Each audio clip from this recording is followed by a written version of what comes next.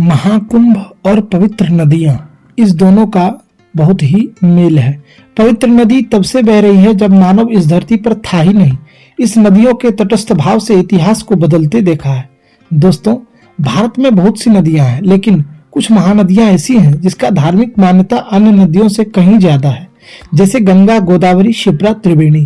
पौराणिक मान्यता है कि इस नदियों में खास स्थान पर खास समय में केवल डुबकी लगा लेने से सारे पाप धुल जाते हैं, उसे मोक्ष मिल जाता है। मोक्ष माने जीवन मरण के दुखों से मुक्ति।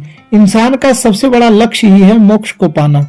इसलिए कुछ सही समय में खास नदियों के किनारे लोग इकट्ठे होते हैं और यह महासंयोग एक घटना के रूप में वर्णित होता है जो सिर्फ भारत ही नहीं अपितु पूरी दुनिया के लोगों को मंत्रमुग्ध आकर्षित कर देता है, और इसी का नाम है महाकुंभ मेला। आस्था का महासागर कुंभ मेला। यहाँ पूरी दुनिया का धार्मिक लोगों का इकट्ठा होना। यहाँ इतना भीड़ होती है कि कितने देश बन जाए उसमें। जितने एक देश में जनसंख्या नहीं होगी, उससे कई गुना ज्यादा भीड़ श्रद्धा भाव के साथ पवित्र महाकुंभ के नदियों में सिर्फ डुबकी लगाने आते हैं। यहाँ इतना भीड़ होता है कि अलग अलग नदियों के किनारे एक शहर बनाना पड़ता है। इसमें लाखों तंबू बनाने पड़ते हैं। नदियों के बीच कई किलोमीटर तक सड़कें बनाने पड़ते हैं, पुल बनाना पड़ता है। यह इतना बड़ा होता है कि करोड़ों लोगों का यह महाकुंभ अंतरिक्ष से भी दिखता है। आप इस प्रकार समझ सकते हैं कि यह Kumbh Mela UNESCO representative list of intangible cultural heritage of humour में शामिल है। यह इंटरनेशनल लेवल पर सनातन संस्कृति को प्रमोट करता है। यह कुंभ मेला भारत के 4 शहरों में प्रयागराज, उज्जैन, नासिक और हरिद्वार में लगता है। इस साल 2025 में यह कुंभ मेला प्रयागराज, इलाहाबाद में लग रहा है। माँ गंगा, यमुना और सरस्वती के पवित्र मिलन का शहर इसी त्रिवेणी में इस बार का महाकुंभ लग रहा है। इस बार का कुंभ मेला बहुत खास है क्योंकि इस बार कुंभों के कुंभ महाकुंभ का साक्षी बनेगा, जो कि यह सारे ग्रह नक्षत्रों का यह दुर्लभ महासंयोग बना है, जो कि 144 साल बाद बना है। 13 जनवरी से 25 फरवरी तक चलने वाला इस महाकुंभ की भव्यता और दिव्यता का पहले से भी बहुत ज्यादा इस बार होने वाला है। अनुमान है कि इस बार देश विदेश से 45 करोड़ से भी अधिक श्रद्धालु महाकुंभ में डुबकी लगाने आएंगे। इस महाकुंभ का बजट 5 करोड़ से भी ज्यादा है। आइए अब जानते हैं कुंभ, अर्धकुंभ और महाकुंभ में क्या अंतर है। यह कैसे तय होता है कि कब कुंभ होगा, कब अर्धकुंभ होगा और कब महाकुंभ होगा। अनादिकाल से चले आ रहे इस कुंभ का क्या खास है कि बिना किसी निमंत्रण के करोड़ों लोग एक स्थान पर पहुंच जाते हैं। बड़े बड़े सिद्ध महात्मा, नागा साधु जो पूरे संसार के मोह माया को त्याग चुके हैं, वह हजारों किलोमीटर तक चल के सिर्फ एक डुबकी लगाने कुंभ में क्यों आते हैं। इसका क्या है, यह रहस्य क्या है।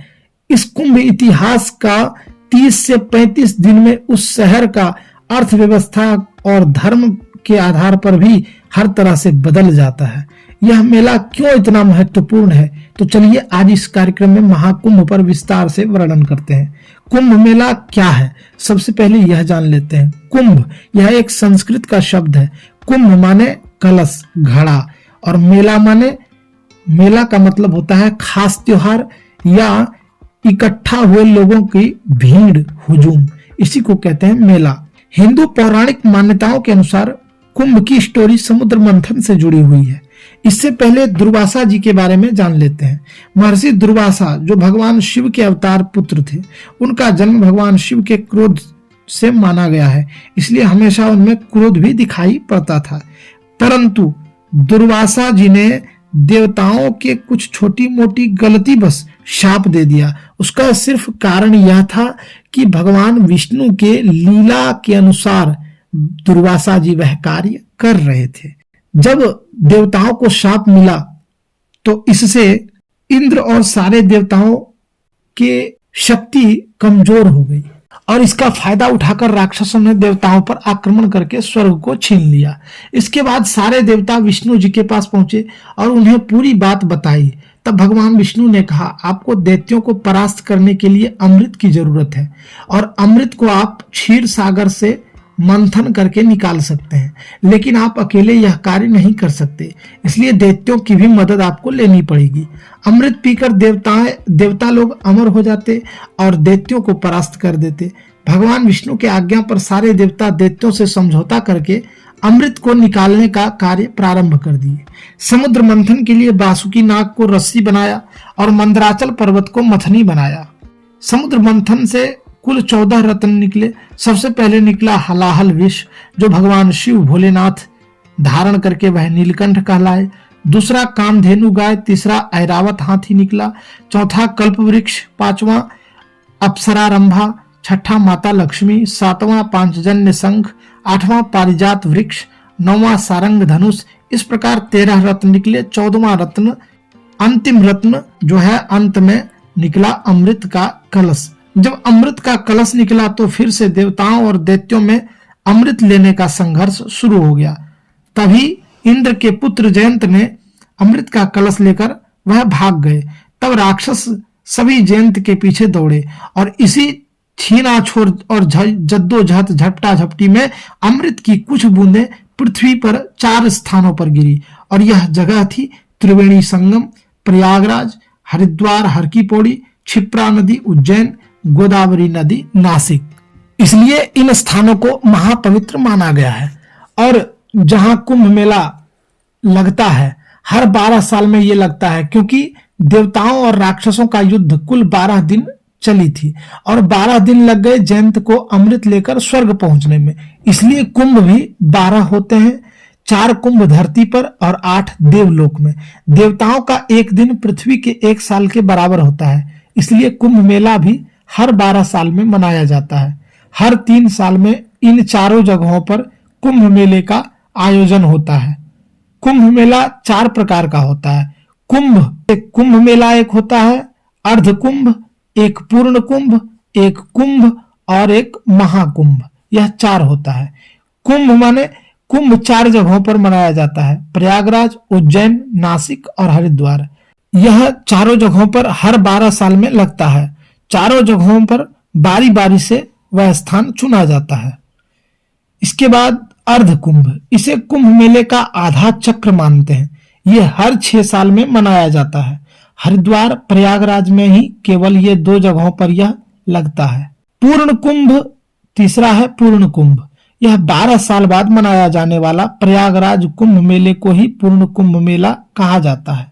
यानी पूर्ण कुंभ केवल संगम तट पर यानी प्रयागराज में ही लगता है। महाकुंभ, महाकुंभ जो हर 144 साल बाद मेला लगता है उसे कहते हैं महाकुंभ। और यह कुंभ मेला पूर्ण कुंभ है। पिछला कुंभ मेला 2013 में लगा था। इस पूर्ण कुंभ को बहुत पवित्र और शुभ माना जाता है। इसी प्रकार जो 144 साल बाद जो कुंभ मेला लगता है उसे कहते हैं महाकुंभ। यानी 12 पूर्ण कुंभ के बाद एक महाकुंभ लगता है और सिर्फ वह प्रयागराज में ही लगता है। महाकुंभ 144 साल बाद लगता है तो यह बहुत ही खास होता है। प्रयागराज में लगने वाला कुंभ इसलिए भी ज्यादा महत्वपूर्ण माना जाता है क्योंकि यहाँ 3 नदियों का संगम त्रिवेणी संगम है। सबसे बड़ी संख्या में लोग यहीं जुटते हैं। कुंभ मेले की तारीख को इस प्रकार चुना जाता है जैसे कुंभ कहाँ लगेगा, यह डिसीजन कुछ खास नक्षत्रों, ग्रहों, खगोल विज्ञान, ज्योतिषीय गणना और धार्मिक मान्यताओं के आधार पर होता है।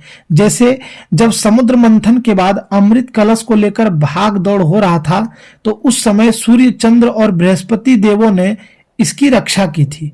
इसलिए वर्तमान राशियों पर यही रक्षा करने वाले ग्रह जब आते हैं तो कुंभ का योग बनता है। यानी जिस साल जिस राशि पर सूर्य, चंद्रमा और बृहस्पति का संयोग होता हो उसी वर्ष उसी राशि के योग में जिस स्थान पर अमृत बूंद गिरी थी वहां कुंभ मेला लगता है। और यह योग 12 साल में बनता है, हर 12 साल में। विष्णु पुराण में श्लोक है जो कि यह ज्योतिषीय योग के बारे में बताते हैं। जैसे श्लोक इस प्रकार है कि करके गुरुस तथा भानुस चंद्र क्षये तथा गोदावरिया तथा कुंभो जायते ध्वनि मंडले। यह जो है पहला यानी नासिक को दर्शाता है। और यह इसका अर्थ इस प्रकार है कि सूर्य सिंह राशि और बृहस्पति सिंह या कर्क राशि में होती है तब कुंभ मेला नासिक में लगता है। और दूसरा है मेष राशि गते सूर्य सिंह राशिया बृहस्पति अवंतिकायाम भवे कुंभ सदा मुक्ति प्रदायक। दूसरा जो है वह उज्जैन को दर्शाता है कि उज्जैन में जब कुंभ लगता है, जैसे मेष राशि में सूर्य का प्रवेश और सिंह राशि में बृहस्पति का प्रवेश होता है, तब अवंतिका यानी उज्जैन में कुंभ का आयोजन किया जाएगा यानी किया जाता है।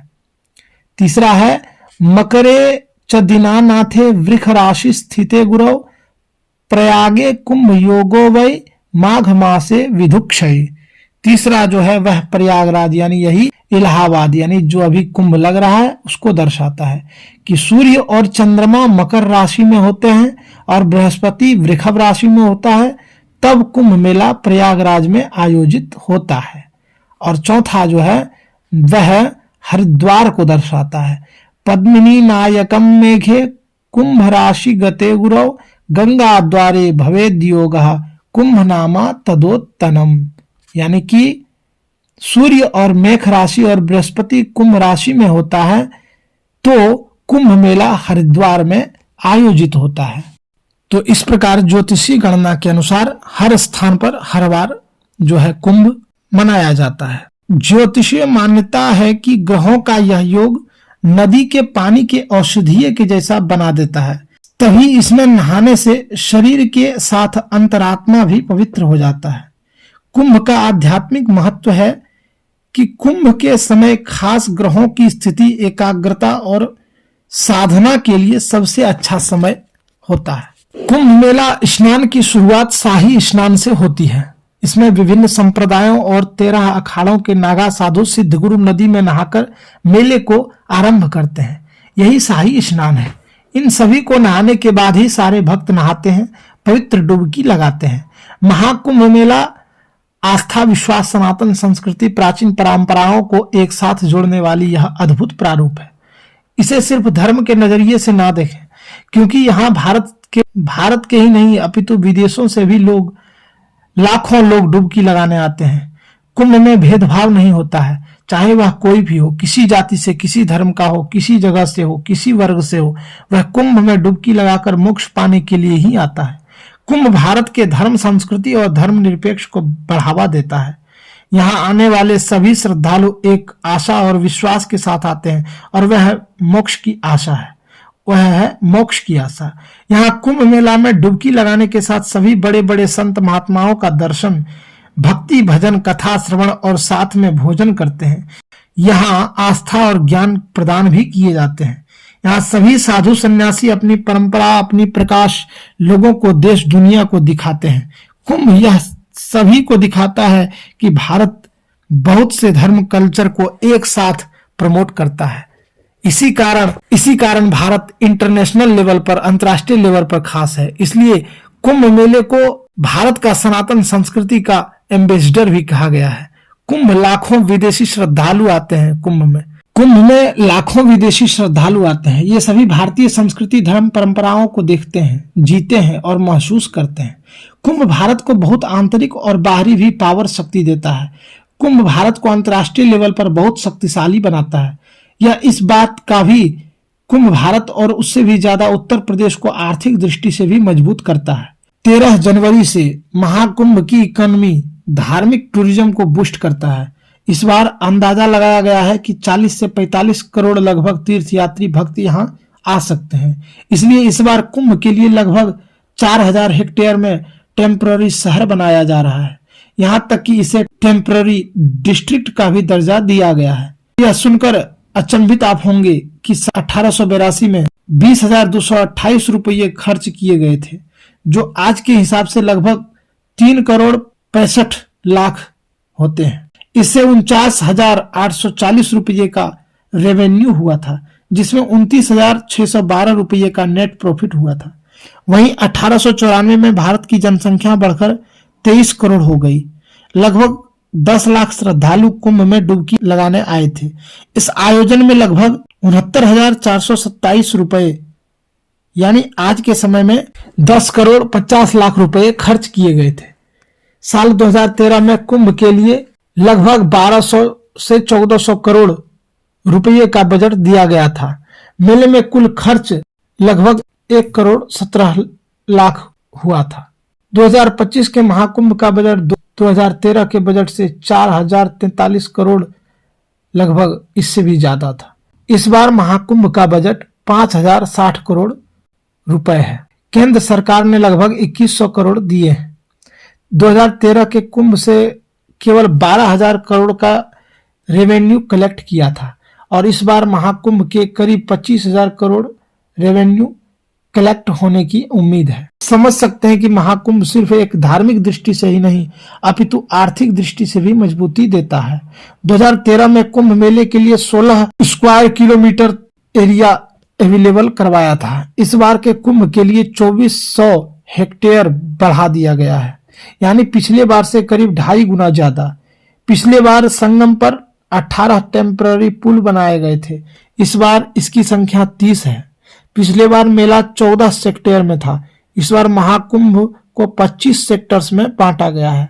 श्रद्धालुओं को दिक्कत न आए इसके लिए नहाने धोने के लिए 9 पक्के घाट, 30 पंटून पुल बनाए गए हैं, 1.5 लाख टॉयलेट बनाए गए हैं।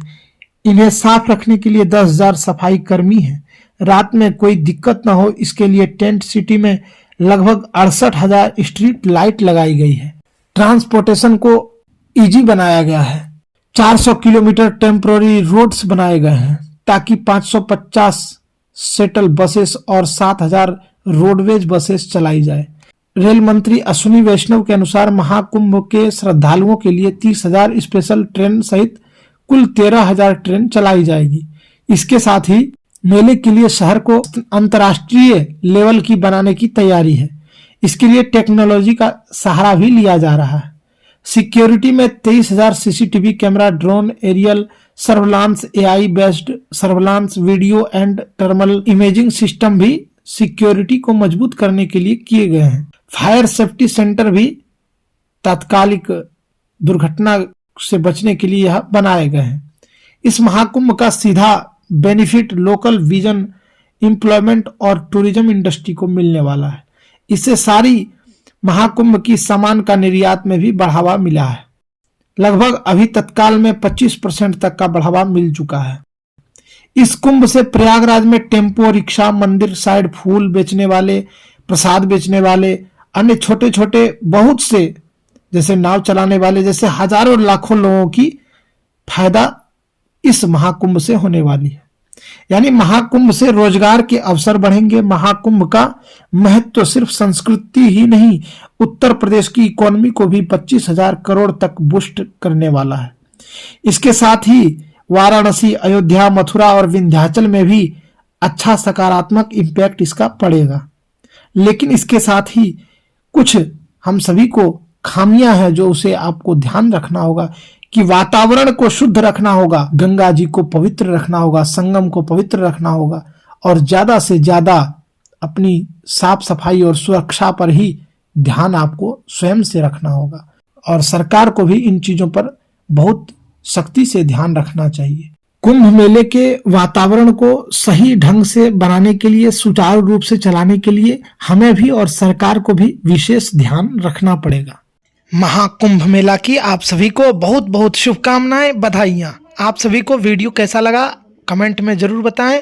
मिलते हैं फिर अगली नई वीडियो में, तब तक के लिए आप चैनल से जुड़े रहें, सब्सक्राइब कर लें और बेल आइकन को भी प्रेस कर दें। सारे नोटिफिकेशन, सारे वीडियो सबसे पहले आप तक पहुंचेंगे। मिलते हैं फिर अगली नई वीडियो में, तब तक के लिए राधे राधे, हर हर महादेव, हरि ओम। धन्यवाद दोस्तों।